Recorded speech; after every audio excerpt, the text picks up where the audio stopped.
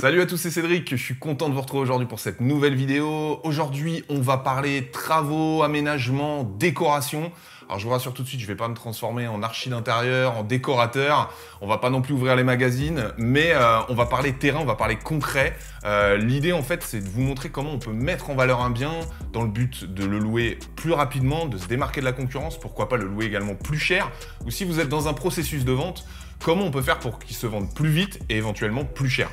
Enfin, le mec il me fait tourner à 8 du mat aussi, merde. Pour développer mon propos, on va parler d'un cas bien précis. Si vous me suivez, vous savez, je vous en ai parlé dans ma dernière vidéo. Je viens de terminer un accompagnement d'un de mes abonnés, donc il s'appelle Laurent, et il vient de signer le compromis de son premier investissement. Je vais vous en parler un petit peu plus en détail. Il s'agit d'un studio qui fait 34 mètres carrés. C'est un studio qui est à rénover. Il y a pas mal de travaux à faire. Globalement, une enveloppe à peu près de 10 000 €. Ce studio est agrémenté d'une place de parking et surtout d'un avantage énorme qu'on n'attend pas forcément sur ces surfaces-là. C'est une terrasse privative de 7 mètres carrés. Avoir une terrasse sur une petite surface, c'est quelque chose de super intéressant parce que sur un studio 2 pièces, pour un profil de locataire type étudiant ou jeune travailleur, c'est clairement pas quelque chose de primordial. Vous allez rarement avoir le cas d'un étudiant qui va vous dire que son critère de recherche c'est un studio de minimum 30 mètres carrés avec obligatoirement une terrasse de 10 mètres carrés. Ça arrive très rarement. Par contre, évidemment, si vous avez ce type d'extérieur à proposer, donc un vrai balcon ou une grande terrasse, il faut évidemment le mettre en avant, le mettre en valeur, parce que c'est un gros moyen d'être beaucoup plus compétitif par rapport à la concurrence. Et c'est à ça que je veux en venir dans cette vidéo. Je voudrais vous montrer concrètement comment on peut mettre en valeur un extérieur, vous donner au moins mes conseils, moi comment j'applique les choses. L'idée c'est pas de se ruiner, c'est pas d'arriver avec du très haut de gamme, mais on parle vraiment d'un investissement de quelques centaines d'euros qui va vous permettre vraiment de valoriser votre extérieur. Je fais une petite parenthèse, vous avez été très nombreux à me poser la question, est-ce qu'on va voir le bien de Laurent? Est-ce que tu vas nous donner les chiffres? Pour le moment, je vais pas vous en parler, encore une fois, Laurent vient juste de signer le compromis, c'est trop frais, j'ai pas du tout envie de le parasiter avec tout ça, donc dans quelques semaines, dans quelques mois, je vous ferai un compte rendu détaillé en vidéo de son bien, c'est super intéressant, en plus c'est plutôt un bel investissement, mais pour l'instant, aujourd'hui, on parle uniquement de la terrasse. Tout de suite, sans plus attendre, je vous montre à quoi ressemble cette terrasse.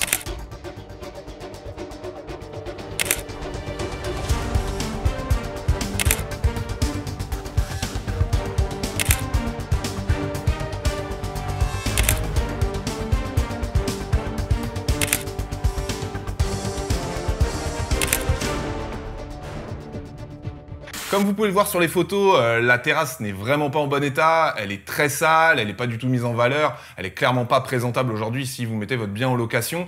Et malheureusement, c'est un peu l'exemple qu'on va retrouver assez régulièrement quand si vous avez visité des appartements, si vous voyez forcément des extérieurs, balcons, terrasses, qui sont un peu laissés tels quels, avec une pauvre table de jardin blanche, bas de gamme. Alors là, la décharge du vendeur pour cet appartement, il n'était pas loué, c'est un bien qui n'était pas du tout exploité, qui était un petit peu laissé tel quel, donc ça paraît logique qu'il soit pas en bon état. Mais encore une fois, moi je trouve ça toujours dommage, et je pense que c'est un très mauvais calcul quand vous mettez en location de ne pas mettre en valeur cet extérieur. Donc maintenant, concrètement, qu'est-ce qu'on va faire sur cette terrasse pour la rendre sexy, et surtout, combien ça coûte? Premièrement, un bon coup de nettoyage, donc il faut passer un vrai coup de Karcher pour pouvoir tout récurer sur cette terrasse. Pour vous donner une idée, louer un Karcher à la journée, ça va être entre 20 et 30 €.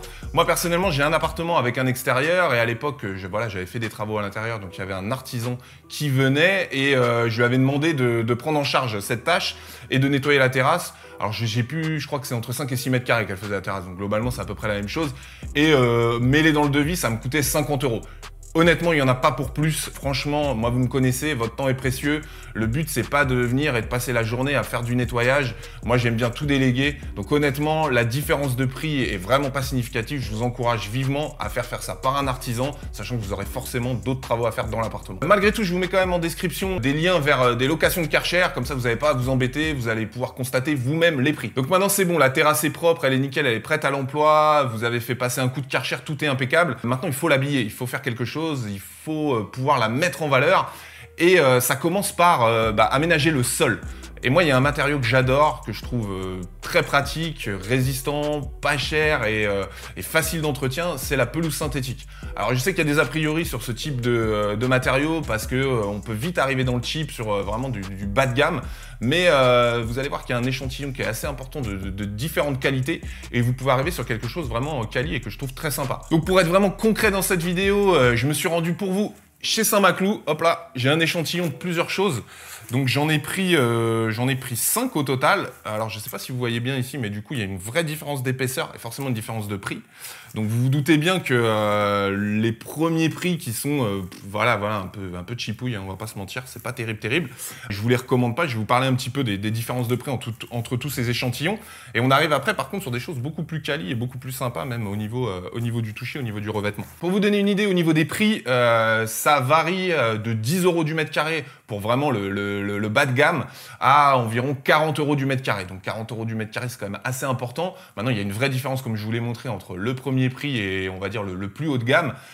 L'idée, encore une fois, c'est comme pour les sols intérieurs, je vous en avais déjà parlé dans une autre vidéo, on met pas du cheap, on met pas du premier prix, mais ça sert à rien de partir dans du très haut de gamme. Le but, c'est de pas se moquer du locataire et de lui mettre quelque chose d'assez sympa, surtout quelque chose de résistant, qui présente bien, donc vraiment tendre dans la moyenne gamme. Je vais vous prendre un cas très concret. Il y a un des rouleaux ici, je suis désolé, je prends du coup les prix avec moi, je les connais pas par cœur, qui est vraiment en moyenne gamme plus, qui est à 24,99 €.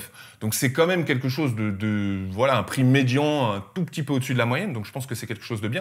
Sachant que je fais une petite parenthèse, chez Saint-Maclou, mais c'est valable dans d'autres distributeurs, il y a souvent des promos sur les sols, sur les peintures, sur pas mal de choses. Et là, c'est le cas, par exemple, en ce moment, pour vous donner un cas concret, le matériau donc, qui s'appelle Cadiz, qui est à 24,99 € du mètre carré, il est à moins 30% en ce moment et à 17,49 €.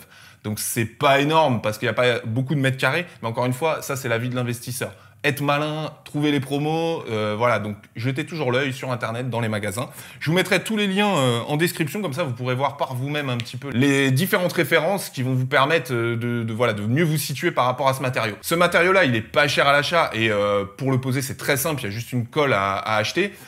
Par contre, moi, vous me connaissez, j'ai le même discours que tout à l'heure. Je ne suis pas du tout pour le faire vous-même parce que voilà, votre temps est plus précieux que ça. Et encore une fois, ici, si je reprends un vieux devis que j'avais, on est sur un matériau à 30 € du mètre carré. Avec la pose, ça vous arrivait pour 6 mètres carrés à 200 €.